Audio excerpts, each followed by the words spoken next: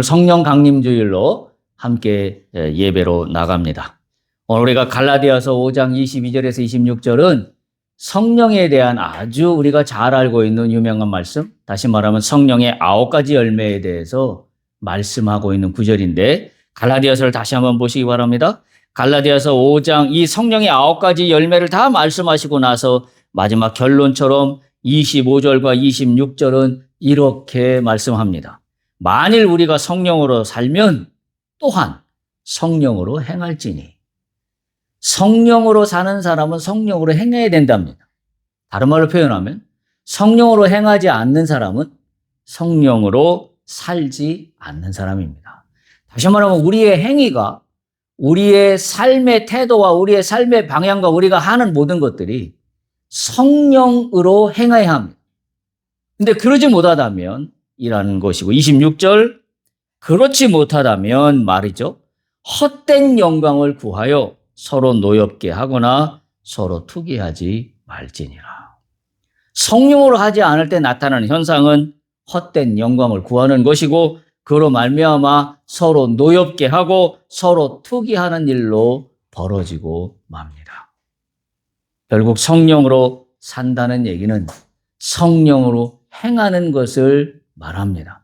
교회 안에서만 성령, 나의 능력, 신비, 나에게 능력, 힘으로 라는 것이 성령이 아니라 오늘 말씀을 분명히 우리에게 권면합니다. 성령으로 행하라. 그렇지 아니하면 헛된 영광을 구하는 것과 똑같기 때문에 서로 노엽게 하고 서로 투기하는 일만 발생할 뿐이다라는 겁니다. 우리가 알다시피 성령 강림주일, 성령 강림절은 예수께서 부활하신 후에 50일째 되는 날 마가의 다락방에 모인 제자들에게 성령이 강림했던 것을 기념하는 그와 같은 절기입니다. 그래서 기독교에서는 이 절기를 매우 중요한 절기로 여기고 있습니다.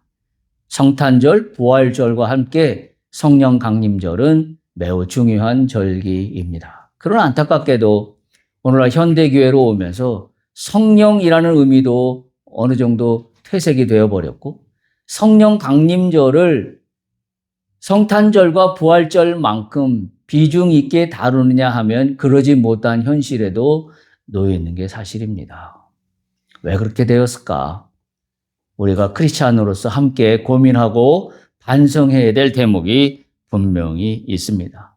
왜냐하면 우리는 이미 배워서 알다시피 하나님은 삼위의 하나님이십니다.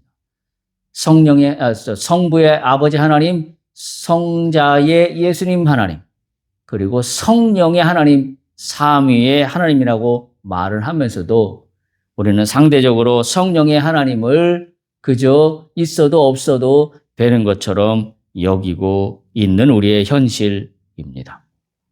또한 그와 같은 일이 발생하는 이유는 성령을 우리는 한쪽으로 치우쳐서 이해하고 있기 때문입니다. 성령은 늘 신비한 어떤 영역, 그리고 어떤 신비한 힘, 신비한 능력, 이런 것들만 우선으로 해서 성령을 이해하다 보니 오늘 현대인들에게 그것은 너무나 추상적인 이야기 같고 전설 속에 있었던 이야기 같아서 더욱더 현대인들은 성령이라는 의미를 무시하고자 하는 경향이 너무나 뚜렷이 나타납니다. 성령이 정말로 그 사람에게 임했다면 오늘 우리가 읽었던 갈라디아서 5장 25절처럼 성령으로 행합니다. 따라서 성령으로 행한다는 것은 무엇을 말할까요? 라는 것이 제가 오늘 말씀드리고자 하는 내용이기도 합니다. 정말로 성령이 그 사람에게 임했다고 하면 그 사람은 무엇을 가장 소중하게 생각할까요? 말씀드린 대로 대부분 사람들은 어떤 강력한 힘, 능력. 그러나 정말 성령이 임한 사람이라면 그 사람이 가장 소중하고 귀하게 생각하는 게 능력일까요? 우리가 오늘 읽었던 갈라디아서 5장 25절 말씀과 26절 말씀을 빌려보면 그건 아닌 것 같습니다. 그런 면에서 우리는 성령을 굉장히 축소시켜서 한정적으로 우리는 성령을 이해하는 것이다라고 이야기할 수밖에 없습니다. 지난주로 우리는 요한복음 5장 1절에서 9절을 통해서 베데스다 연못가에 있었던 38년 된 병자가 예수님의 단 한마디 말씀에 즉각 일어나서 걸어가는 놀라운 장면을 우리는 묵상했습니다.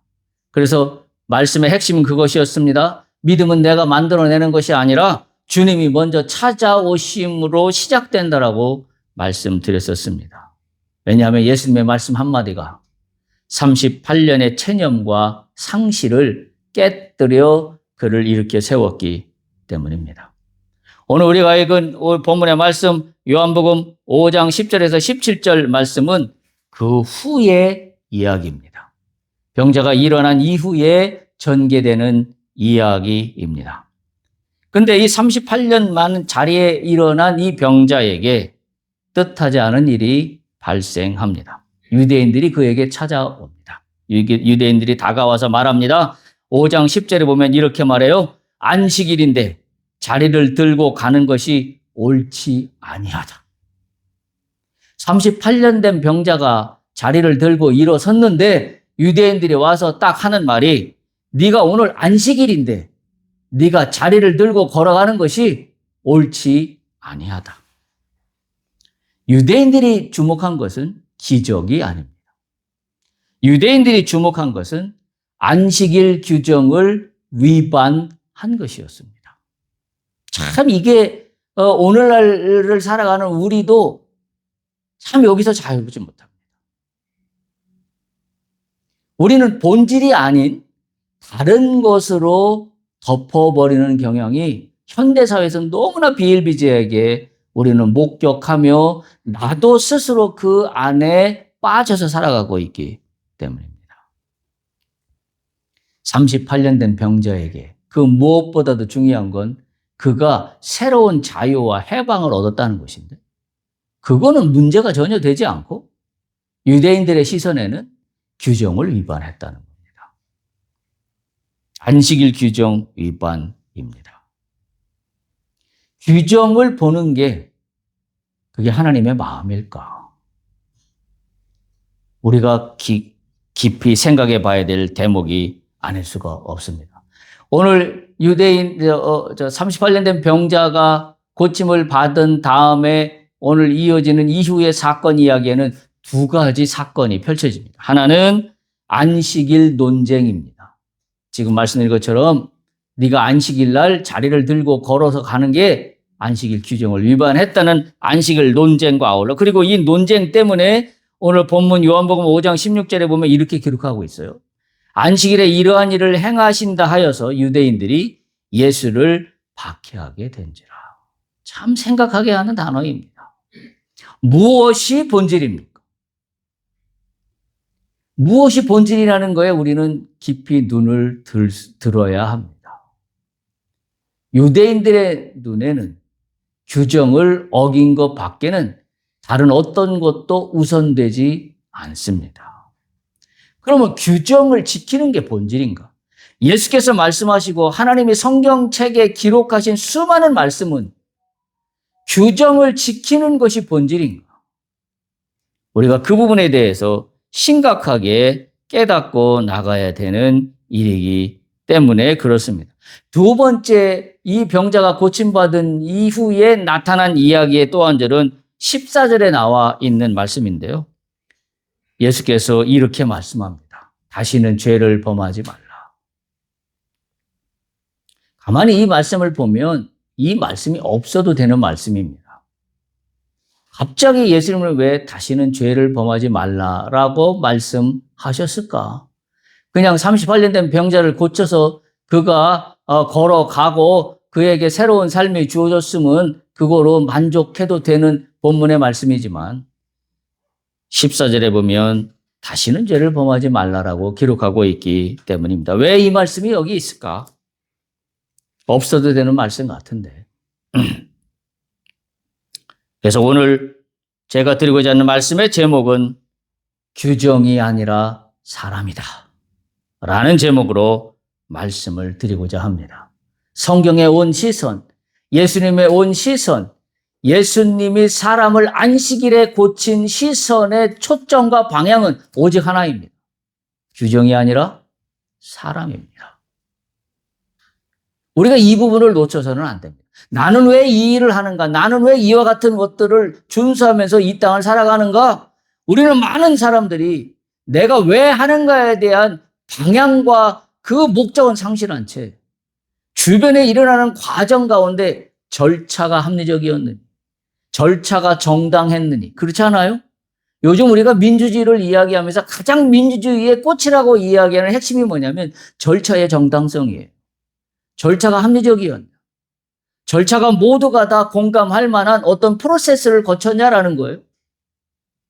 민주주의는 그게 본질인가요? 절차가 정당한 게 본질입니까? 아니에요. 자유가 본질입니다. 자유로움이 본질이에요. 근데 많은 사람들은 그 과정에 거기에 함몰되어 있습니다.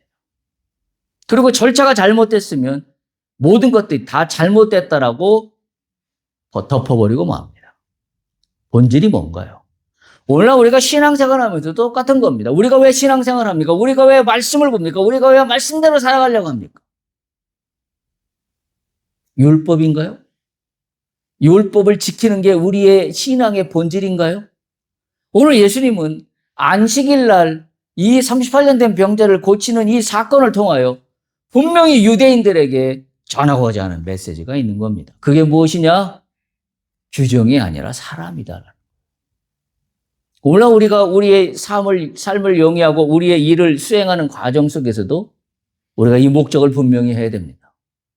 나는 무엇이 나의 일의 정당성을 부여할 수 있는가? 그것은 내가 하는 일, 내가 하는 생각에 가리키는 방향이 어디에 있어야 된다? 다른 건 무엇도 아니고, 돈도 아니고, 규정도 아니고, 뭐 공정한 사회도 아니고, 뭐예요? 가리키는 방향은 정확히 사람이라는 사실을 오늘 말씀을 통하여 우리가 깨닫는 시간이 되기를 바랍니다. 그래서 오늘 첫 번째 시간으로 안식일 논쟁에 대한 말씀을 나누고 다시는 죄를 범하지 말라는 이 말씀을 다음 주에 이어서 함께 나누어 가도록 그렇게 하겠습니다. 말씀드린 대로 유대인들은 규정을 보았지만 예수님은 사람을 보셨습니다. 5장 10절에 보면 오늘 요한복음 본문에 이렇게 기록되어 있어요. 유대인들이 병 나은 사람에게 이르되 안식일인데 네가 자리를 들고 가는 것이 옳지 아니하다. 우리는 여기서 율법주의의 핵심 문제를 봅니다. 그들의 눈에 38년 된 병자의 고통은 전혀 보이지 않았습니다. 38년이라는 힘든 시간을 보낸 것에 대해서는 전혀 보이지 않았습니다. 38년 만에 일어난 그 사람의 감격도 전혀 들리지 않았습니다. 오직 그들의 눈에 비춰진 것은 규정을 어겼다는 겁니다. 참 아이러니한 일이죠.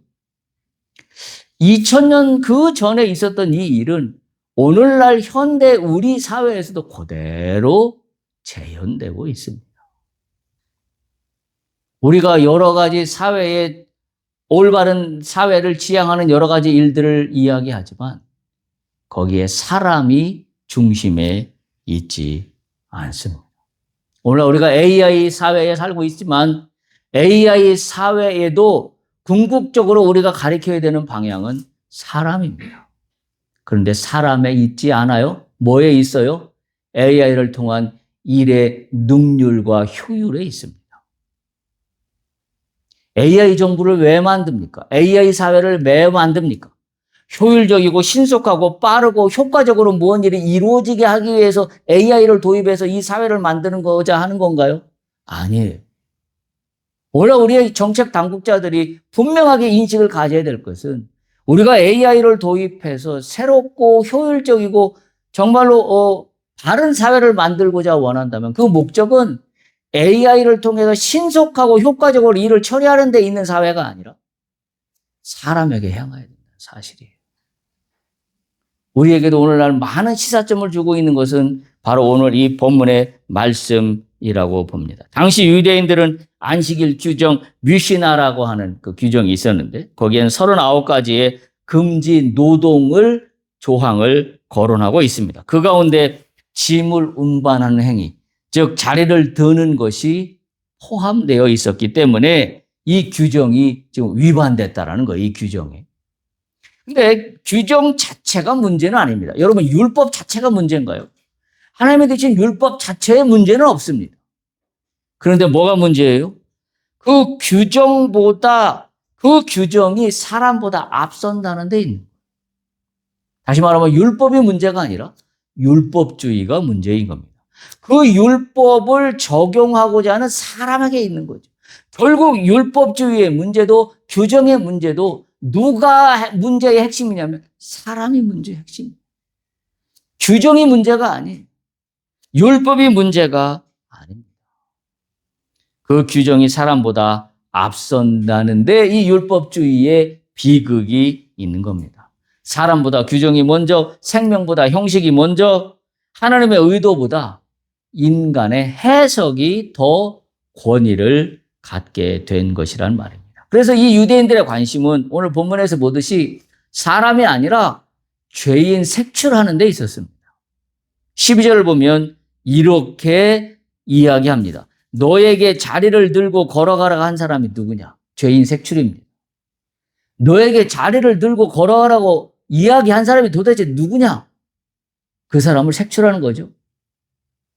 정말로 오늘날 우리 사회의 현상과 모습과 너무나 비슷해요. 누가 그 죄를 짓게 만들었냐라는 원인을 쫓아가서 그 사람을 벌하고자 하는, 어찌 보면 이 법치주의라고 하는 이 공정한 사회를 만들고자 하는 좋은 뜻이 본질을 뒤집어가며 정작 그 목적은 실현하지 못하고 엉뚱한 것으로 가리키고 있다는 사실입니다.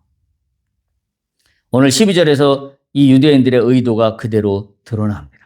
그들은 치유를 감사하는 것이 아니라 규정을 어기게 한 자를 색칠하는 것이고, 고쳐준 사람이 감사한 것이 아니라 고쳐준 사람이 범법자가 되는 희한한 세상 속으로 오늘 본문은 그걸 고발하고 있습니다. 율법주의가 사람의 눈을 이렇게 바꿔놓고 있습니다. 기적을 보고도 감사가 나오지 않습니다. 생명을 보고도 기쁨이 없습니다. 오직 규정을 위반한 범법자만 잡으려는 마음만 남아 있습니다. 여러분, 성경은 여러 군데서 무엇이 본질인가 하는 것을 분명하게 이야기하고 있는데 오늘 그 성경 구절들을 제가 말씀을 진행하면서 소개할 건데요. 호세아서 6장 6절을 보십시오. 이렇게 기록하고 있습니다. 호세아서 6장 6절 구약 성경에 보면 하나님이 말씀하세요. 나는 인애를 원하고 제사를 원하지 아니한다.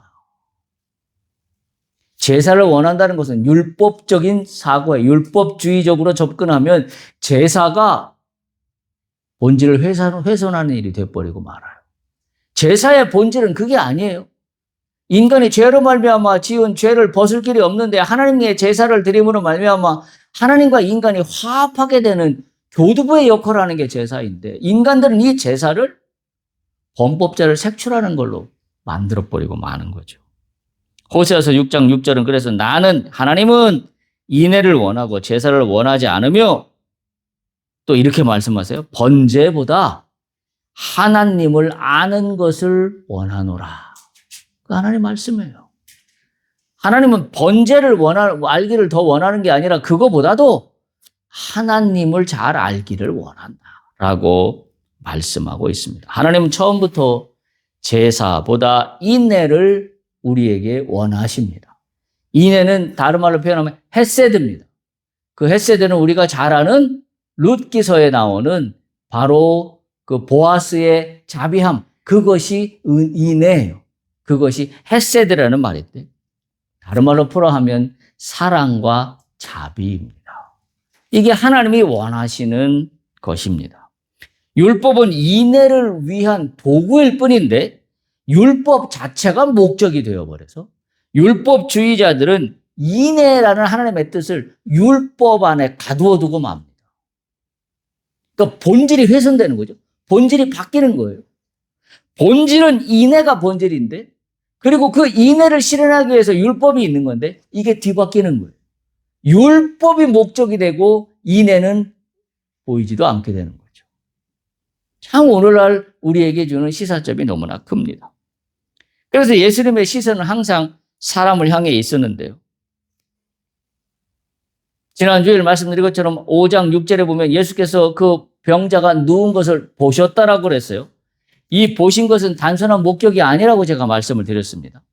38년 된 병자의 고통을 예수님은 들여다보시는 시선이라고 말씀드렸는데, 유대인들은 이를 규정 위반자로만 바라보고 있다는 게 참으로 놀라운 일인데, 그것이 전혀 놀랍지 않은 것은 오늘날 우리의 사회의 모습과 너무나 흡사하기 때문입니다.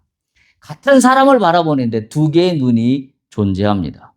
하나는 율법의 눈, 이 사람은 규정을 위반했는가? 하나는 사랑의 눈입니다. 이 사람은 얼마나 고통 가운데 있었을까라는 거죠. 규정 자체가 문제가 아니라 규정이 항상 사람보다 앞선다는데 우리는 눈을 떠야 합니다. 물론 규정을 지켜서 규정대로 한다는 것은 전혀 필요 없다라고 이야기할 수 없습니다. 중요한 일임에 분명합니다. 그러나 우리의 눈높이는 규정에만 있을 게 아니라 규정 이면에 있는 사람을 볼 수 있어야 합니다. 사람을 본다는 의미는 세 가지로 이야기할 수 있는데, 첫 번째는 생명을 살리는 것을 말합니다. 사람을 바라본다는 것은 생명입니다. 우리가 내가 왜 일을 하는가, 내가 왜 사업을 하는가, 내가 왜 어떤 뜻을 가지고 무슨 일을 이루고자 하는가, 그 목적의 최종 목적지는 일을 이루는 성취가 목적이 아니라 사람이 목적이에요. 다시 말하면 생명을 살리는 일인가 하는 거에 우리의 목적성이 분명해야 합니다. 그리고 두 번째, 사람을 본다는 얘기는 공감입니다. 아무리 퍼포먼스가 뛰어난 일을 한다 할지라도 공감을 갖지 못하면 오늘 유대인들과 같은 일이 발생하는 겁니다.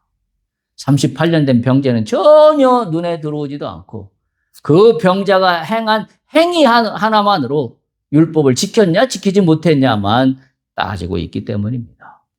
오늘 말로 얘기하면 공감 능력 제로 상태입니다. 법적으로는 맞죠. 율법적으로는 맞다고 이야기하겠지요. 왜냐하면 금지하고 있는 조항을 이 병자가 했으니까. 그러나 공감 능력 제로 상태에서는 사람이 눈에 들어오지 않습니다. 세 번째, 사람을 본다는 것은 그 사람의 입장에서 보는 겁니다. 내 입장이 아니라 그 사람 입장이에요. 여러분, 우리가 너무나 많이 들은 이야기지만 기업이 경영을 한다고 했을 때 누구 입장에서 경영을 하는 거냐면 고객 입장에서 하는 거예요. 우리는 그것을 마케팅이라는 단어로 이야기합니다. 기업이 기업 경영을 하면서 기업 입장에서 경영하는 것은 그건 고객을 위한다고 이야기할 수 없습니다. 고객을 위한다고 하면서 내 생각대로 고객이 이렇게 하면 좋아할 거야 라는 정책과 전략을 가져간다고 해서 고객이 좋아하지 않습니다. 똑같은 이치인 거죠. 상대방의 입장에서 내가 하는 일과 성과와 과정을 바라볼 수 있어야 합니다. 마태복음 9장 36절에 보면 예수님의 시선은 명확합니다. 마태복음 9장 36절 이렇게 말씀하세요. 무리를 보시고 불쌍히 여기셨다. 예수님의 시선은 항상 사람에게 가 있었어요. 그리고 그들이 목자 없는 양과 같이 고생하며 기진함이라. 예수님이 그 무리를 보시고 불쌍히 여기신 것은 그들이 목자 없는 양과 같이 고생하며 기진했다는데 그 불쌍함이 꽂혀 있어요. 우리는 이 말씀을 오늘날 우리의 사회에서 해석하면 어떻게 할까요? 그들이 목자 없는 양과 같이 고생하며 기진했기 때문에 그들을 불쌍히 보는 게 아니라 그들이 문제가 있기 때문에 어떻게 해야 돼요? 우리는 제도를 만듭니다. 그래서 양을 세워야 되겠다. 그리고 목자를 세워야 되겠다. 그러면 양을 잘 구축하기 위해서는 우리를 어떻게 하면 양이 빠져나가지 않게 하지? 그 제도를 만드는데 우리는 초점을 맞춥니다. 목자 없는 양과 같이 그 무리가 불쌍하게 상태에 있는 것은 보이지 않습니다. 뭐만 봐요? 그 무리를 잘 어떻게 한다는 명목하에 양을 어떻게 몇 마리를 가져가는 게 더 합리적인가? 그리고 양이 빠져가지 못하게 재질은 뭘로 울타리를 하는 게 제일 좋은가? 우린 여기에 꽂혀 있어요. 오늘 마태복음 9장 36절은 우리에게 매우 깨닫게 하는 바가 큽니다. 예수님은 무리를 보시고 뭐가 문제가 됐었냐면 그들이 목자 없는 양과 같이 고생하며 기진하는 불쌍함에 꽂혔어요. 근데 오늘날 우리의 인간들은 양을 몇 마리를 가져가는 게 사람을 도와주는 건가? 양을 울타리를 어떻게 하는 게 더 합리적인가에 꽂힙니다. 다시 말하면 뭐예요? 본질과 비본질이 바뀌어버리는 거예요. 오늘날 우리가 하는 일들 속에서도 본질과 비본질이 바뀌는 일은 비일비재하게 일어난다는 사실을 우리가 반드시 기억해야 됩니다. 안식일은 원래 사람을 위한 것이었습니다. 마태복음 2장 27절에서 28절 우리가 오늘 읽었던 본문의 말씀을 보십시오. 이렇게 기록되어 있습니다. 또 이르시되 예수님께서 말씀하시기를 안식일이 사람을 위하여 있는 것이요 사람이 안식일을 위하여 있는 것이 아니라. 와, 너무나 명쾌합니다. 안식일은 사람을 위하여 있는 것이요 사람이 안식일을 위하여 있는 것이 아니다. 이 말씀을 볼 때마다 생각나는 것이 있습니다. 제가 처음에 미국에 유학 갔을 때 가장 놀랐던 광경 중에 하나는 잔디밭에 사람들이 들어가서 드러누워 있고 거기서 일광욕도 하고 즐기는 거예요. 저는 깜짝 놀랐습니다. 우리나라는 어떻습니까? 잔디밭이 훼손되기 때문에 잔디밭에 들어가지 못하도록 펜스를 쳐놓습니다. 그리고 잔디밭에 들어가면 혼납니다. 잔디밭이 사람을 위하여 있는 거예요? 사람이 잔디밭을 위하여 있는 겁니까? 본말이 전도되죠. 저는 그때 많은 것을 느꼈었습니다. 아, 그래, 맞아. 잔디밭은 사람들이 편하게 있으라고 만들어 놓은 잔디밭인데 우리는 잔디밭을 보호하기 위하여 사람이 존재하는구나. 그걸 느꼈던 적이 있는데 오늘 예수님 그 말씀이에요. 안식일은 사람을 위하여 있는 것이지 사람이 안식일을 위하여 있는 것이 아니다 하면서 2장 28절에 이렇게 말씀하십니다. 인자는 다시 말하면 예수님이죠. 안식일에도 주인이다. 안식일에도 인자가 주인이다. 라는 말은 뭐예요? 인자가 행할 수 있다라는 거. 인자가 할 수 있다라는 겁니까? 인자가 안식일을 주관하고 있다라는 겁니다. 안식일의 주관자는 아무도 알 수 없는 율법이 주관자가 아니라 안식일을 주관하는 것은 주님 인자다라는 말을 분명히 하고 있는 겁니다. 일로부터의 쉼, 회복, 하나님과의 교제를 위한 날, 이것이 안식일이에요. 그런데 율법주의는 이것을 뒤바꿔 놓았습니다. 마치 잔디밭을 보호하기 위하여 사람이 들어가지 못하게 하고 잔디밭을 보호하기 위하여 사람이 존재하는 것 같은 그와 같은 본질이 뒤바뀐 상황을 말씀하고 있는 겁니다. 안식일의 창조 목적은 창세기에 돌아가면 더욱더 명확해집니다. 창세기 2장 3절에 보면 이렇게 말씀하세요. 하나님께서 일곱째 날 모든 걸 다 창조하신 걸 마치시고 3절에 보면 이렇게 기록합니다. 하나님이 그 일곱째 날을 복되게 하셨다. 그 일곱째 안식되는 날을 복되게 하셨다. 라고 기록하고 있습니다. 복되게 했다는 말은 창조가 완성된 날이에요. 그리고 하나님 보시기에 좋았던 세계가 펼쳐지는 그 순간이 안식입니다. 그래서 이 안식을 누린다는 것은 샬롬입니다. 평안입니다. 안식을 누리는 겁니다. 38년 된 병자가 일어나는 것은 샬롬을 만끽하는 거예요. 그에게 진정한 회복과 안식이 찾아온 겁니다. 이것이야말로 가장 완전한 안식의 의미입니다. 따라서 예수님은 이렇게 말씀하세요.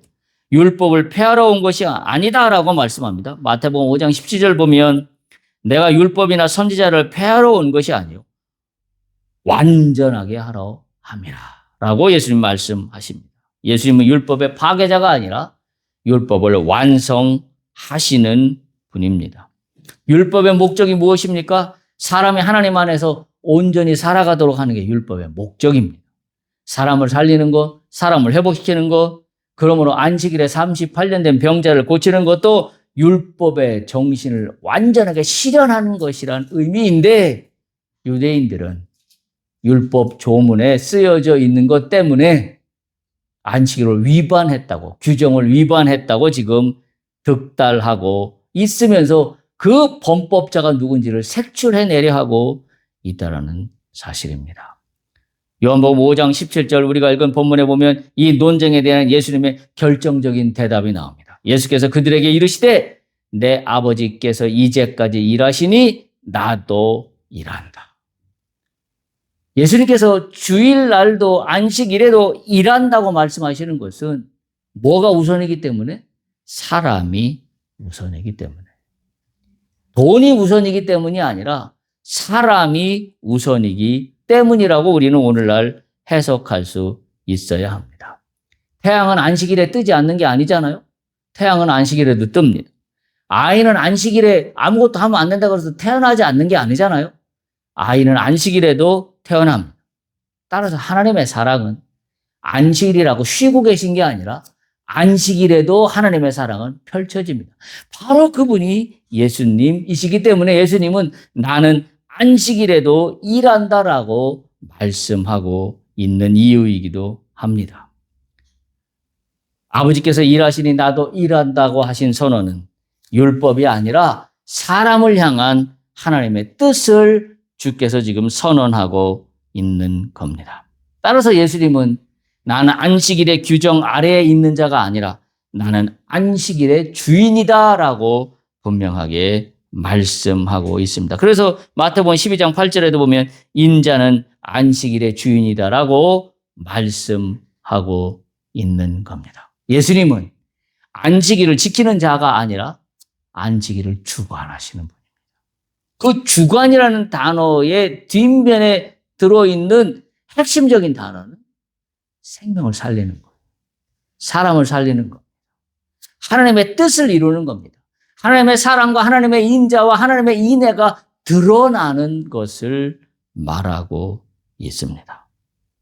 안식일의 참 의미를 예수님은 분명하게 우리에게 전하고 계십니다. 율법주의는 우리의 눈을 어둡게 만듭니다. 38년의 고통이 끝난 자리에서도 규정 위반만 보이는 율법주의 유대인들의 모습과 달리 진정한 성령의 사람은 바로 여기 사람에 있습니다. 오늘 예수님이 안식일에 병자를 고쳐서 가르치시는 방향은 율법이 아니라 사람을 향하고 있습니다. 우리가 세 번째 살펴봤던 갈라디아서 5장 22에서 26절 다시 한번 펼쳐보시기 바랍니다.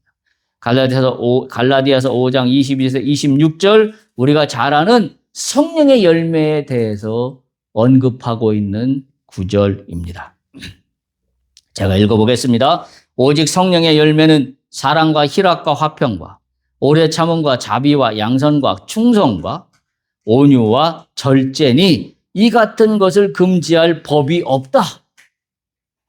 안식일이라고 이 같은 법을 금지할 수 없다라고 분명히 말씀하고 있습니다. 그리스도 예수의 사람들은 육체와 함께 그 정욕과 탐심을 십자가에 못 박았느니라. 만일 우리가 성령으로 살면 또한 성령으로 행할지니 헛된 영광을 구하여 서로 노엽게 하거나 서로 투기하지 말지니라. 자, 우리가 읽은 갈라디아서 5장 22절에서 23절에 보면 성령의 9가지 열매가 나옵니다. 9가지 열매란 얘기는 열매는 결과예요. 성령의 결과가 9가지로 나타납니다. 자, 그럼 이 9가지 열매를 다시 한번 잘 보세요. 사랑, 희락, 화평, 오래 참음, 자비, 양선, 충성, 온유, 절제. 무엇을 가리키고 있습니까? 능력입니까? 신비한 어떤 영역인가요? 사랑, 희락, 화평, 오래 참음, 자비, 양선, 충성, 온유, 절제. 무엇을 가리키고 있습니까? 분명하죠? 이 9가지 성령의 열매가 가리키고 있는 것은 사랑입니다. 사람을 사랑하라. 사람과의 희락, 사람의 화평, 사람과의 오래 참음, 사람과의 자비, 양선, 충성, 사람과의 온유함, 절제 다 사람을 가리키고 있는 말이지 신비한 어떤 능력을 가리키고 있는 단어들이 아닙니다. 우리가 성령을 분명히 잘 깨달을 수 있어야 합니다. 성령의 9가지 열매는 모두 사람을 가리키고 있습니다. 오늘 예수님께서 안식일에 38년 된 병자를 고치시면서 가리키시고 있는 방향은 사람입니다. 안식일에 지켜야 될 유대인들이 만들어 놓은 규정이 아니라는 사실이에요. 주님의 명령을 따라 우리가 성령의 사람이 된다라고 한다면 우리는 사람을 향해야 되고, 말씀드린 것처럼 생명을 살리는데 나의 일과 나의 삶이 이루어져야 되고, 사람들과의 공감을 함께하는 나의 일과 삶이 되어야 하고, 그 사람의 상대방의 입장에서 생각하고 행하는 나의 삶과 일이 되어야만 합니다. 오늘 주께서 우리에게 보여주신 안식일의 참 정신은 사람입니다. 특별히 그 사람을 어떻게 하라고요? 살리라. 그 사람을 회복시키고, 그 사람을 해방시키고, 그 사람을 살리고, 그 사람의 생명을 복되게 하고, 안식일의 참 정신입니다. 회복과 해방이라는 안식일의 정신이 오늘 우리의 삶과 일에 그대로 드러나기를 축복합니다. 이 일을 통하여 우리는 성령의 사람이 됩니다. 이 일을 통하여 우리는 정확히 사람을 가리킬 때 우리는 성령의 사람이 됩니다. 갈라디아서 5장 25절 26절 다시 한번 기억할 수 있길 바랍니다. 만일 우리가 성령으로 살면 또한 성령으로 행할지니 헛된 영광을 구하여 서로 노엽게 하거나 서로 투기하지 말지니라. 성령으로 살아. 성령으로 행하는 사람이 된다는 것은 사람을 향하는 나의 인생인 것을, 나의 삶인 것을, 나의 일인 것을 우리가 반드시 기억하며 성령의 사람이 다 되시기를 주님의 이름으로 축복합니다. 할렐루야.